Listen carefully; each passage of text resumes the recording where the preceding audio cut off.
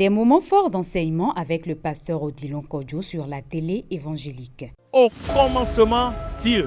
La Bible déclare que si l'Éternel ne garde une chose, la chose n'est pas soutenue. La grandeur vient de Dieu. C'est l'Esprit de Dieu qui nous a convaincus que Jésus est Seigneur. C'est pour cela que nous allons parler sur tous les toits, que l'Évangile est une parole entièrement digne d'être reçue. Quiconque invoquera le nom du Seigneur sera sauvé. Alléluia. La honte n'est jamais à l'Éternel. C'est la gloire à Dieu. Amen. Tu dois apprendre à connaître Dieu dans une autre dimension. Que même si ce que tu lui demandes, il ne le fait pas, ton adoration et ton alléluia ne cessera jamais pour lui. Des moments forts d'enseignement avec le pasteur Odilon Kodjo sur la télé évangélique. Chaque mardi de 20h45 à 21h30, chaque jeudi de 20h30 à 21h15. Rediffusion dimanche 16h à 17h30. Le rendez-vous spirituel à ne surtout pas manquer. Le titre de mon message ce matin, c'est Quand Dieu te visite. Amen. Quand Dieu te visite. En d'autres termes, lorsque Dieu te visite.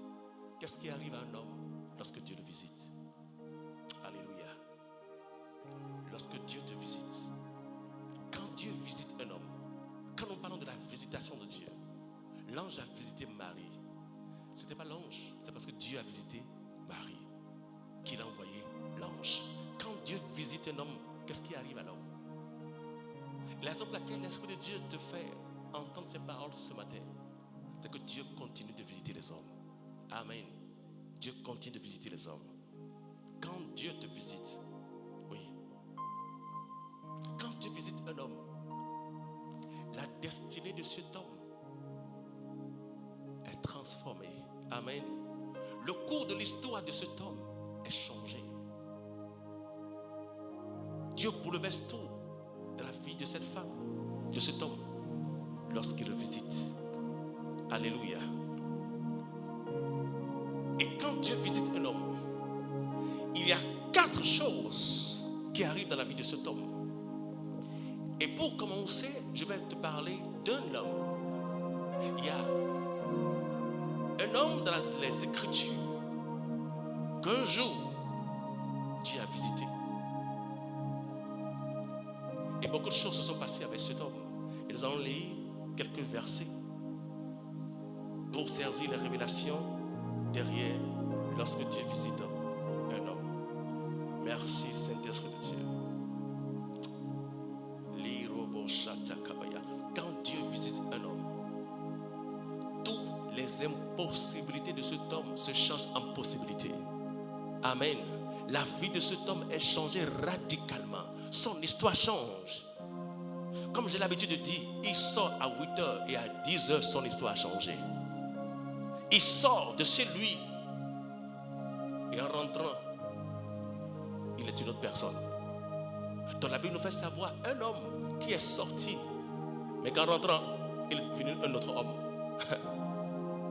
Il est sorti de la maison, son papa l'a vu sortir, les gens l'ont vu sortir, mais au retour, il était devenu un homme transformé parce que Dieu l'a visité. Alléluia. Je voulais que nous lisons 1 Samuel. 1 Samuel. Merci Saint-Esprit de Dieu. 1 Samuel, je lis le chapitre 9. Ici, 1 Samuel, ce verset nous parle de Saül qui avait eu une rencontre avec l'onction de Dieu. Alléluia. Dieu voulait choisir un roi pour son peuple parce que le peuple a demandé un roi. Et Dieu a trouvé un homme. Il a dit à son prophète, le prophète Samuel, j'ai trouvé un jeune homme qui peut gérer cette situation. Maintenant, quelque chose s'est produit avec Samuel. Je dis Samuel, Saül. Et je voulais que nous prêtons attention à toutes ces étapes-là. Parce que voici ce qui arrive quand Dieu visite un homme. 1 Samuel. Le chapitre 9, je lis à partir du premier verset. Il dit, il y avait un homme de Benjamin, nommé Kis, fils d'Abiel, fils de Séror, fils de Bécora, fils d'Aphia, fils d'un Benjamite.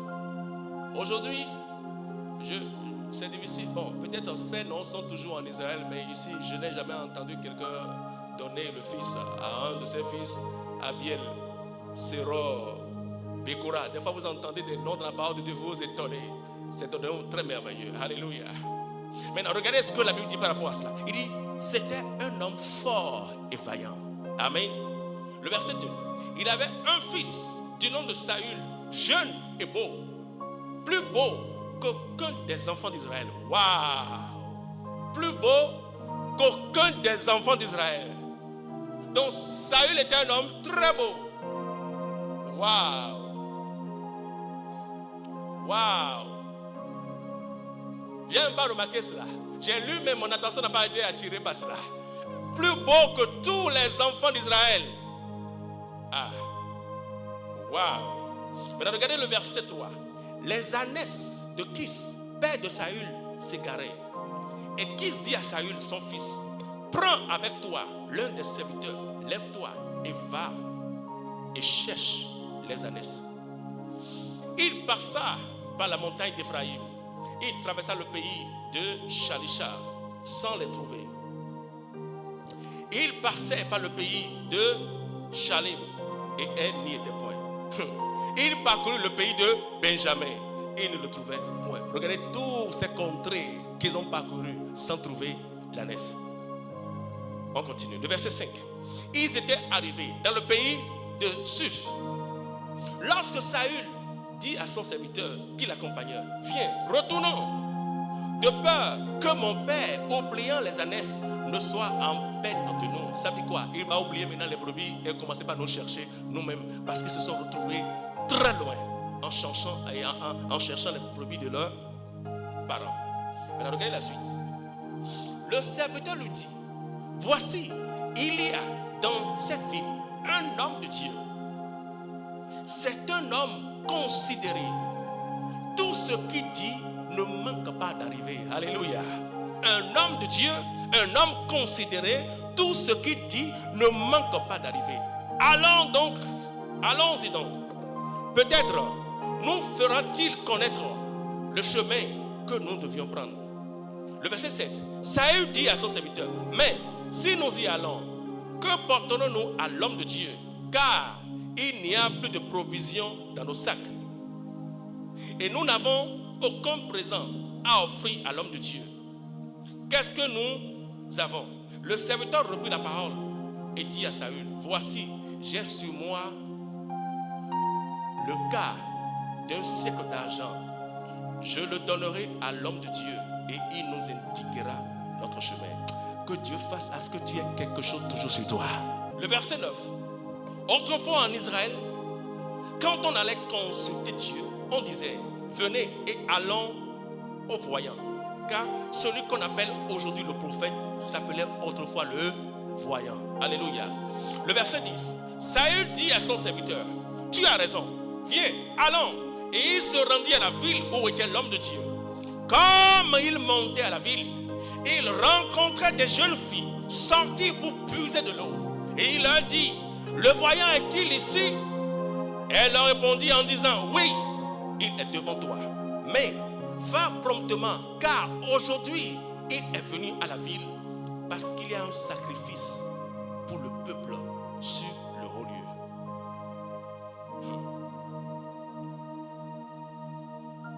L'homme de Dieu est venu à la ville spécialement pour un sacrifice. Je veux que vous suivez. Le verset 13. Quand vous serez entrés dans la ville, vous le trouverez avant qu'il monte au haut lieu pour manger, car le peuple ne mangera point puisqu'il ne soit arrivé, parce qu'il doit bénir le sacrifice. Après quoi, les conviviaux mangeront. Montez donc, car maintenant vous le trouverez. Alléluia. Le verset 14. Et ils montaient à la ville. Ils étaient arrivés au milieu de la ville quand ils furent rencontrés par Samuel, qui sortait pour monter au haut lieu. Oh, voici là où tout avait changé. Oh, un jour, avant l'arrivée de Saül, l'Éternel avait averti Samuel en disant, demain, à cette heure, je t'enverrai un homme du pays de Benjamin et tu loindras pour chef de mon peuple Israël. Et il sauvera mon peuple de la main des Philistins, car j'ai regardé mon peuple parce que son cri est venu jusqu'à moi. Alléluia. Juste un jour avant leur arrivée, Dieu a averti le prophète. Je vais te poser la question. Saül et son serviteur avaient quitté la maison, pourquoi? Pour rechercher l'ânesse de leurs parents qui était perdue. C'était la raison. Pas pour être loin, pas pour devenir roi. Mais la Bible dit, la veille avant leur arrivée, Dieu a averti que je t'enverrai. Comment pouvons-nous expliquer cela? Je t'enverrai. Est-ce que Dieu a dit à Saül, va chez Samuel? Dieu lui a dit cela. Et pourquoi est-ce que Dieu dit au prophète, je t'enverrai? C'est-à-dire que Dieu le conduisait. Frère, je vais te dire quelque chose. Ma vie, moi, ne restera jamais ainsi. Mon histoire sera écrite. Je vais passer de gloire en gloire. Parce que j'ai compris une chose dans les Écritures. J'ai compris que à tes résolutions répondra le succès.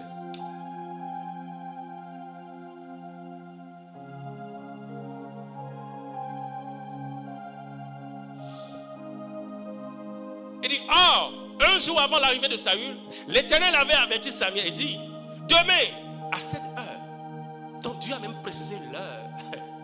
Dieu a précisé l'heure. L'heure même était précisée. L'heure à laquelle Saül devait arriver, l'heure était précisée. Il dit, à cette heure.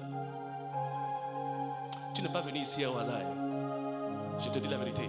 Si tu penses que c'est par hasard tu es venu, je t'annonce que tu n'es pas venu ici par hasard. Dieu avait prévu cela. Dieu avait prévu cela. Dieu avait prévu cela, je te dis la vérité. Peu importe si c'est quelqu'un qui t'a invité, c'est toi-même qui as cherché un chemin pour venir. Dieu savait que tu allais arriver. Le comment importe peu. L'essentiel, c'est que tu es là. Alléluia. Mais ici, nous comprenons comment Dieu a dit, je t'enverrai la veille. Mais regardez la suite. Le verset 17. Lorsque Samuel eut aperçu Saül, l'Éternel lui dit, voici l'homme dont je t'ai parlé. C'est lui qui régnera sur mon peuple.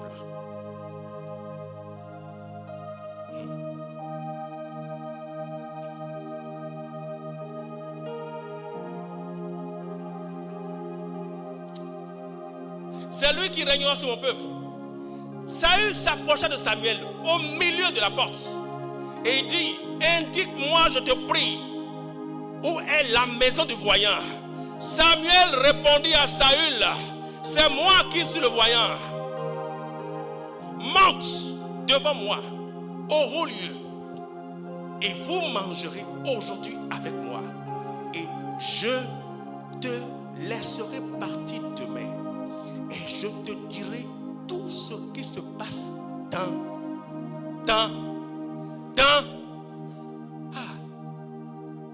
Dieu dit par l'homme, il dit, je te dirai tout ce qui se passe dans ton cœur. Tout ce qui se passe dans ton cœur, je te le dirai. Il voulait demander au prophète où se trouve là. Le prophète dit, laisse. Je te dirai la raison pour laquelle tu es ici.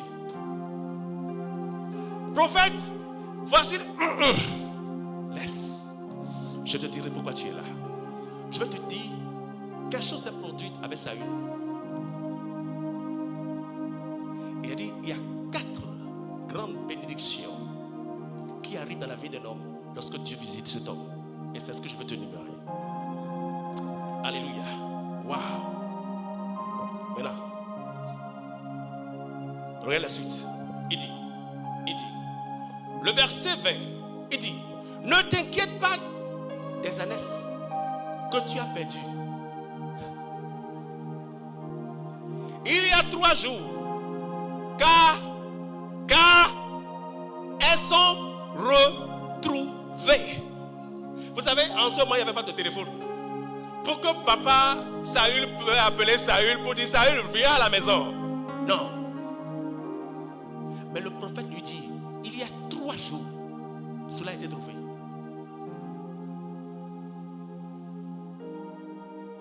Vous savez, lorsque Dieu a décidé de visiter Saül, il a orchestré cette circonstance-là Parce qu'il y a une raison.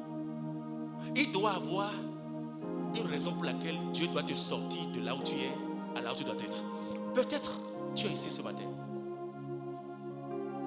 C'est parce que le Seigneur a promis dans sa volonté que ce mois de mai sera le plus beau mois de ta vie. Écoutez, peut-être c'est le plan de Dieu. Mais ce que je vais te dire, tout ce que Dieu fait, il le fait par sa parole. Un jour, j'étais dans l'assemblée de Dieu. J'écoutais la parole de Dieu. Il y avait une parole de Dieu qui était sortie ce jour-là, comme tu es en train de m'écouter ce matin. Et l'homme de Dieu a dit, je vois quelqu'un ici à qui tu as fait ceci, tu as fait cela, tu as fait ceci, tu as fait cela. Écoutez, il y avait beaucoup de personnes dedans, mais je m'en foutais de tout ce qui était là. Je savais que c'était moi. Parce que quand Dieu parle à son peuple, Dieu n'a jamais dit mes enfants, il dit mon enfant. C'est à toi de savoir si c'est à toi que tu parles ou bien à l'autre. J'ai catalambano cette parole de l'homme de Dieu. Je savais que c'était moi. Je te dis la vérité. Et parce que je savais que c'était moi, j'ai posé des actes de foi. Le jour-là, j'ai pas seulement donné, je suis sorti de ma chaise, j'ai pris de l'argent, j'ai déposé cela sur l'autel de Dieu. Mais j'ai vu que ce n'était pas suffisant. J'ai enlevé mes 2 chaussures pour confirmer à Dieu que cette parole qu'il était en train de dire là, c'était moi. Et j'ai déposé mes 2 chaussures sur l'autel de Dieu. Et au retour, j'ai marché les pieds nus pour rentrer à la maison. Et vous savez, j'étais tellement sûr que c'était moi. Et le dimanche, l'homme de Dieu n'avait pas eu le temps. Il y avait un jour, c'était un mardi au sommet. Mais j'ai cherché un moyen pour aller le voir. J'ai dit, pasteur, je veux le voir. Arrivé là-bas, j'ai dit, il y avait une parole qui était sortie un jour là. J'ai dit oui. Je dis, je voulais juste vous dire que c'était moi. Quel culot. J'étais tellement culotté et j'ai dit que, pasteur, c'était moi. Et quand j'ai dit cela, l'homme de Dieu a ri, il a souri. En fait, qu'est-ce qui peut amener ce jeune homme-là, dans toute cette assemblée, à sortir venir le voir pour lui dire que cette parole que Dieu a dit, c'était lui. Il a dit, oui. Il m'a dit, grande est ta foi, que Dieu te bénisse. Et il m'a dit, cette parole était sortie, mais toi tu es venu pour dire que c'est toi, que le Seigneur t'accorde cela. Il dit que Dieu t'accorde cela. Frère, aujourd'hui, je peux sentir les effets de cette prophétie qui était sortie ce jour-là. Je te dis la vérité. Je te dis vrai devant la présence de Dieu que je peux ressentir aujourd'hui les effets de cette parole de prophétie qui était sortie ce jour. Et je veux te dire quelque chose. Il y a d'autres qui étaient là, comme moi. Et quand l'homme de Dieu a parlé, aujourd'hui, je pouvais encore ressentir cela chez eux. Il y a une différence. La différence est grande. Je vous dis la vérité dans le Seigneur. Je vous dis la vérité devant la présence du Très-Haut. Ça veut dire, ce n'est pas la puissance de Dieu qui manque, mais c'est le vase qui reçoit. Écoutez, peut-être c'était pour quelqu'un d'autre, mais la personne n'était pas prête. Vous savez ce que Dieu fait? C'est la raison pour laquelle faites attention quand Dieu te demande de faire quelque chose. Et quand il te donne une opportunité, saisis cela et cours. Parce que si tu ne le fais pas, ne pense pas que tu es la seule personne à qui Dieu peut confier cela. Il va te laisser et confier à quelqu'un d'autre. Mais c'est toi qui vas rater la bénédiction. Tout ce que Dieu te demande de faire, va et cours même pour saisir cela. Mais si tu penses que tu vas laisser, ok, Dieu ne te forcera pas. Il prendra quelqu'un d'autre. Il le donnera. Et la gloire qui est derrière cela, c'est après que tu sauras, waouh, qu'il y avait une gloire qui était attachée, mais tu ne voyais pas cela. La Bible a dit, Paul a dit, afin que l'église, il a prié pour l'église, afin que les yeux de l'église s'ouvrent, afin qu'il voit la gloire qui est attachée à l'appel de Dieu. Il y a une gloire attachée à l'appel de Dieu. Quand Dieu confie quelque chose à un homme, quand Dieu appelle un homme, quand Dieu veut rentrer en partenariat avec un homme, il y a une gloire derrière. Alléluia. Merci Saint-Esprit de Dieu. Maintenant, regardez ici. Il dit, ne t'inquiète pas, les ânesses, ne t'inquiète pas des ânesses que tu as perdues. Il y a 3 jours qu'elles sont retrouvées. Et pour qui est réservé tout ce qui est de précieux en Israël, n'est-ce pas pour toi? Waouh! Et pour toute la maison de ton père, ça veut dire quoi? Si Dieu choisit un de tes fils, de ses fils, quand Dieu te choisit toi, ça veut dire quoi? Toute ta famille sera bénie. Tu imagines? Écoutez, regardez la famille du chef de l'État. Quand quelqu'un est élu, ou bien laissons même le chef de l'État et même, prenons le cas d'un diplomate. Un diplomate, quand il a un passeport diplomatique, même son serviteur, même son, comment on appelle, son nounous, ou bien sa bonne de la maison, hein? La bonne du diplomate est reçue de façon diplomatique. Ça veut dire quoi? Même la bonne a des accès que toi tu n'auras pas, malgré que c'est une bonne. Pourquoi? Parce qu'elle est connectée à un diplomate.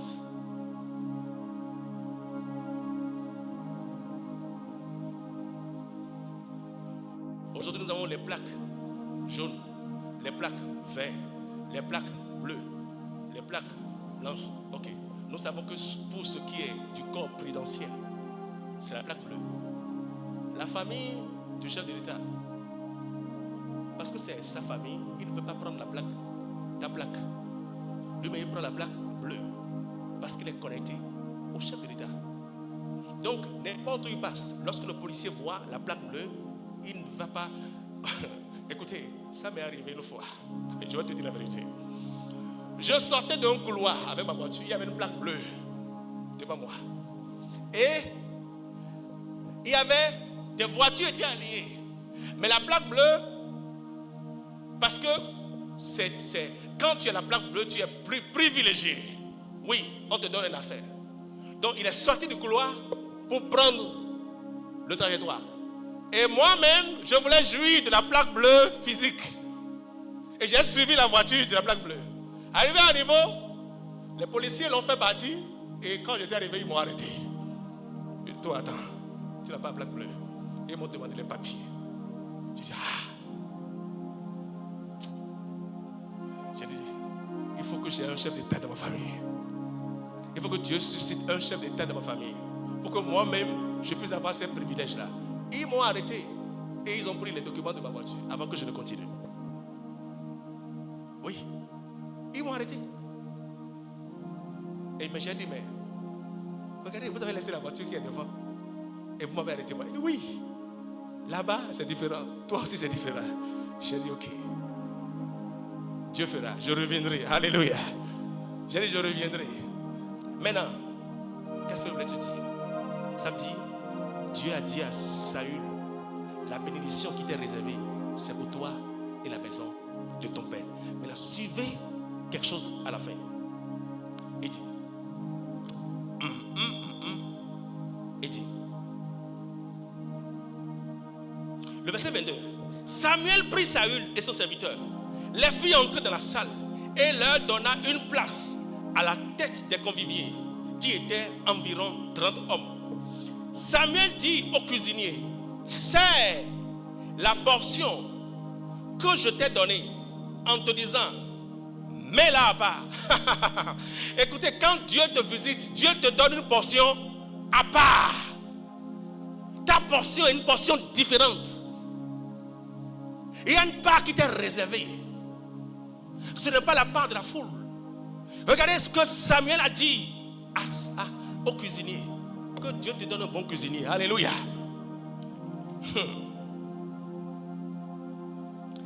Il lui dit,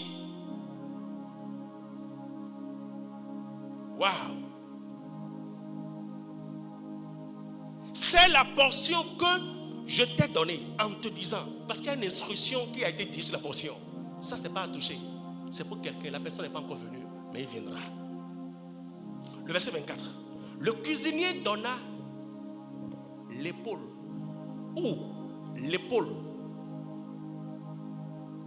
et ce qui l'entoure, et il le servit à Saül. Qu'est-ce que la Bible dit de Jésus? Il dit, la domination reposera où sont... Je vais t'expliquer quelque chose tout de suite. Voici la part qu'il a donnée. Il a donné, de dire quoi? De lui donner l'épaule. L'épaule veut dire quoi? Pourquoi est-ce que... Hey.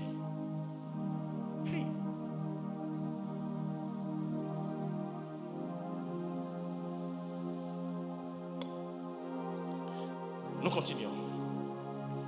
Et Samuel dit, voici ce qui a été réservé. Mets-le devant toi et mange, car on l'a gardé pour toi lorsque j'ai convié le peuple. Ainsi Saül mangea avec Samuel en ce jour-là. Il a mangé l'épaule et tout ce qui l'entoure. Parce que l'épaule représente quoi? L'épaule représente la domination. Alléluia. L'épaule représente le règne. L'épaule représente l'autorité. C'est ça l'épaule. C'est la raison pour laquelle il a dit que la domination régnera sur son épaule. L'épaule d'un homme le représente. C'est pour ça qu'il lui a donné cela par prophétie. Parce qu'en mangeant cela, il n'a pas mangé l'épaule. Lui, il a mangé, comment on appelle là, de la viande. Mais il a mangé quelque chose d'autre. Parce que l'homme de Dieu a au moins déjà cette nourriture. Il a dit, mets-le à part. Il y a l'onction de Dieu. La parole de Dieu a été déjà évoquée sur la nourriture. Pour la personne qui allait manger cela. Et il a mangé. Quelque chose s'est passé à la suite. Et c'est ça, je veux te dire, les 4 grandes bénédictions qui arrivent dans la vie d'un homme lorsque Dieu le visite. Regardez ce qu'il dit. Le verset 25. Et il descendit du haut lieu de la ville. Et Samuel s'entretient avec Saül sur le toit. Le verset 26. Puis il se leva de bon matin. Et dès l'aurore, Samuel appela Saül sur le toit et dit, viens, je te laisserai partir. Saül se leva. Ils sortit tous deux. Et lui et Samuel. Le verset 27. Quand il fut descendu à l'extrémité de la ville, Samuel dit à Saül, dis à ton serviteur de passer devant nous. Parce qu'il y a des choses que Dieu ne te dira pas à deux. Alléluia. Cette bénédiction n'est pas à deux. Cette bénédiction est seule. Quand Dieu veut te bénir, quand il te visite seul. Quand Dieu visite un homme, Dieu le visite seul. Malgré qu'il était accompagné, il lui dit ce n'est pas pour lui. C'est pour toi. Dis-lui de nous devancer. Car cette partie de ta vie est unique. Quelque chose est sur le point de rentrer dans ta vie. Mais c'est toi seul qui dois recevoir cela. Lorsque Dieu veut visiter un homme, la bénédiction de l'Éternel quand il te visite seul. C'est quand tu es seul que Dieu te visite. Et quand on dit seul, ne veut pas dire, ne pas accompagner. Quelqu'un peut être seul, mais n'est pas seul. J'ai dit, tu es seul, mais tu n'es pas seul. Tu peux être seul, mais tu es accompagné. Tu peux être seul et être accompagné de distractions. Tu peux être seul et accompagné des choses qui peuvent empêcher la gloire de Dieu de rentrer dans ta vie. Alléluia. Être seul veut dire être seul d'état et d'esprit. Alléluia. tu es seul et en état et en esprit. Ça veut dire quoi? Quand tu es seul, il y a une disposition du cœur, il y a une disposition d'esprit. Et Dieu peut commencer par communiquer avec toi quand tu es seul. Alléluia. Tu peux être seul, mais tu es distrait. Tu peux être seul, tu attises ton attention, mais tu es en train de regarder un film. Tu es seul, mais tu regardes un téléphone.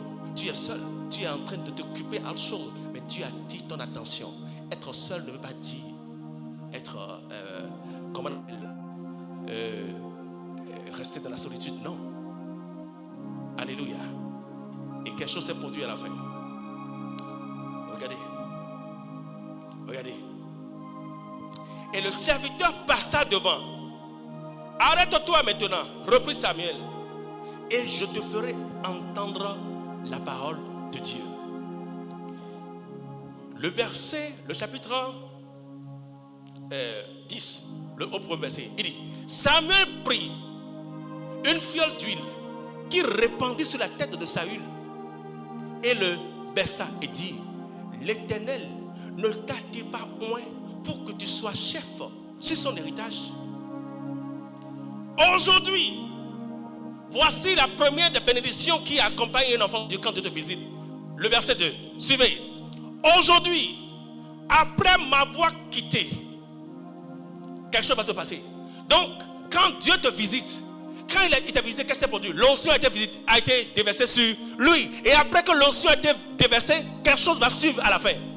Après le déversement de l'onction, quelque chose va se produire. Et c'est ça, il est en train de le dire. Il dit: aujourd'hui, après m'avoir quitté, tu trouveras 2 hommes près du sépulcre de Rachel, sur la frontière de Benjamin, à Chessa. Ils te diront: les ânesses que tu es allé chercher sont retrouvées. Alléluia. Ça veut dire quoi? Ces hommes vont confirmer quoi?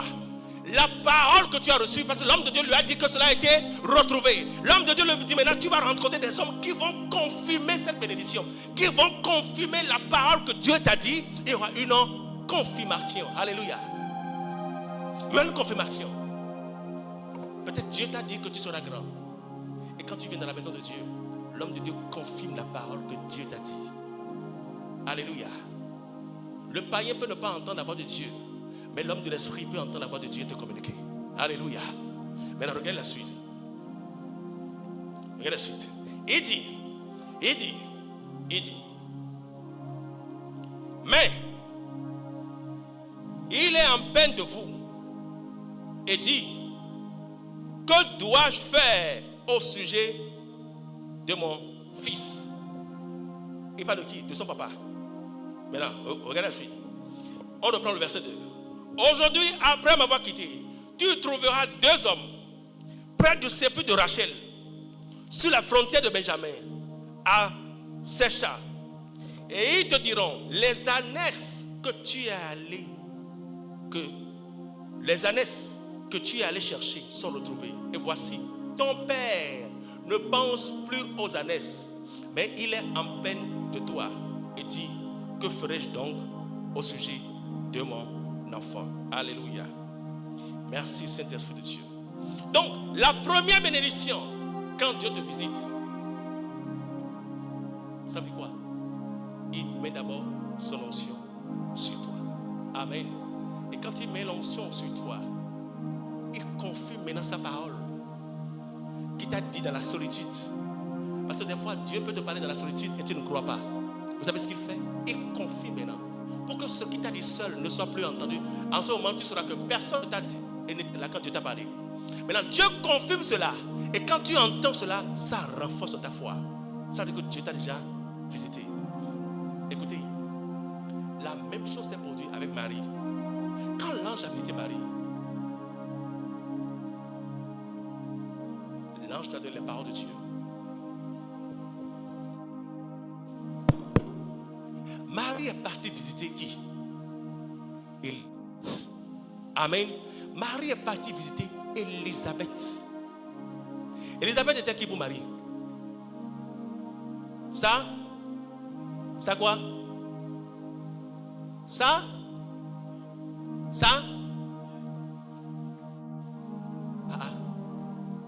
Mais c'est sa nièce. Alléluia.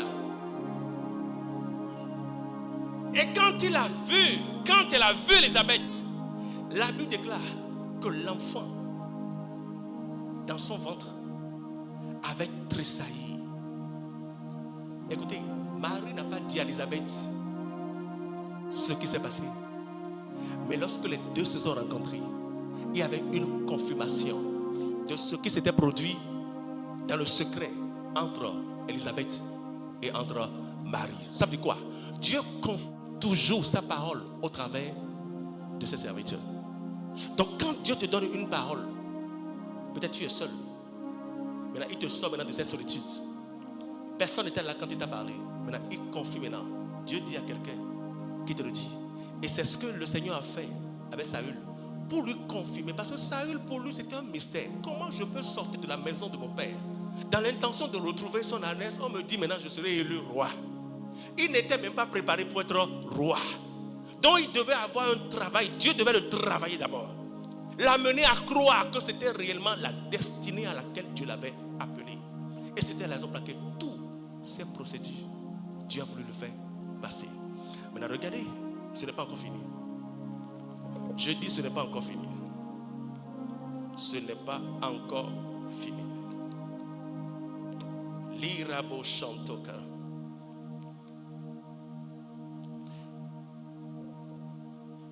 Quand Dieu visite un homme,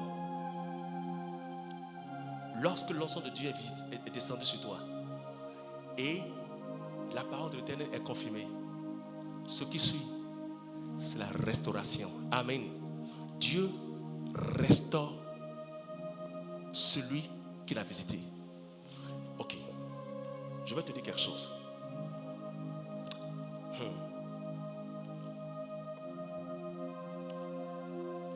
Qu'est-ce que Saül avait perdu?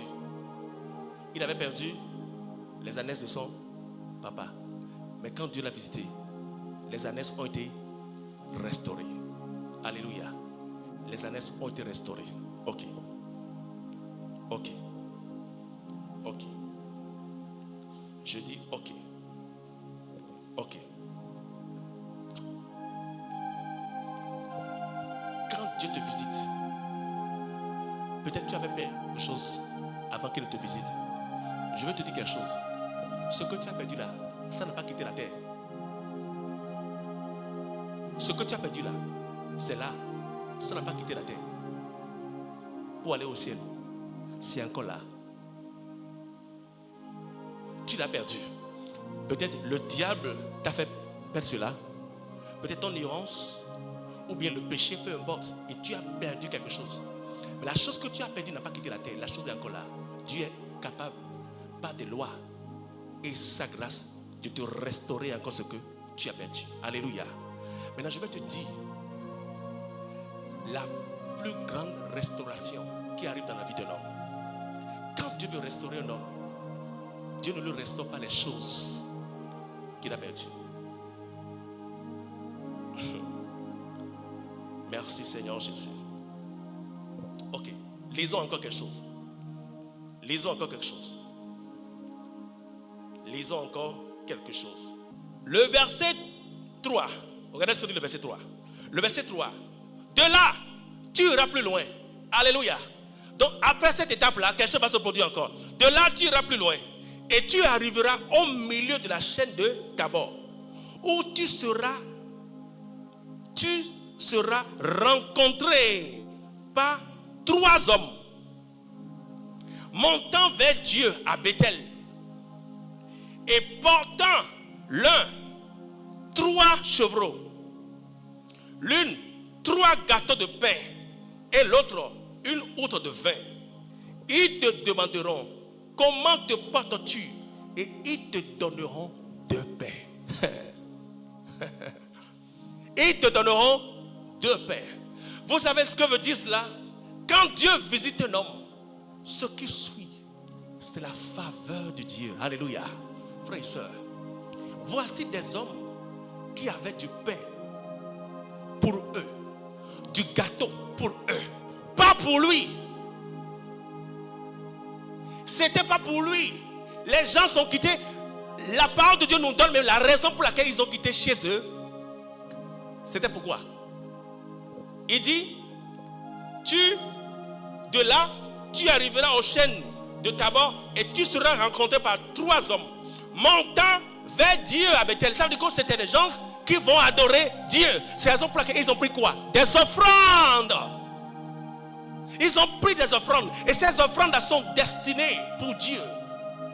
Mais parce que la faveur de Dieu était déjà sur toi, le Seigneur a dit, dès que tu vas les rencontrer, ils prendront de ce qu'ils veulent me donner. Ils ont gardé combien de gâteaux? 3. Ils te donneront 2. Lorsque Dieu visite un homme, ce qui arrive dans la vie de l'homme, c'est la faveur. Alléluia. Tu reçois la faveur des hommes. Tu reçois la faveur. Les gens ne savent pas pourquoi ils te bénissent. Ils ne sauront même pas la raison pour laquelle ils l'ont fait. Écoute, quand tu iras quelque part, quelqu'un d'autre viendra demander la même chose. On le refuse. Mais toi tu arrives, on te l'accorde. Écoute, c'est mon histoire. C'est mon histoire. Alléluia. C'est mon histoire.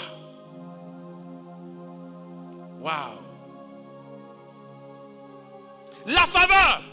Quand Dieu visite un homme, il accorde la faveur à l'homme. Et partout où tu vas, tu reçois la faveur divine de Dieu. Je vais te montrer quelque chose. Je vais te montrer quelque chose.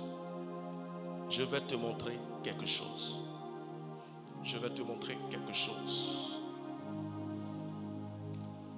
Je vais te montrer quelque chose. Je vais te montrer quelque chose. Alléluia. Je vais te montrer quelque chose.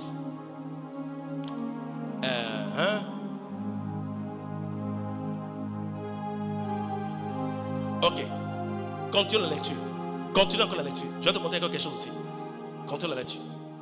Il dit, l'autre, 3 gâteaux. Et l'un, autre de vin. Le verset 4. Ils te donneront.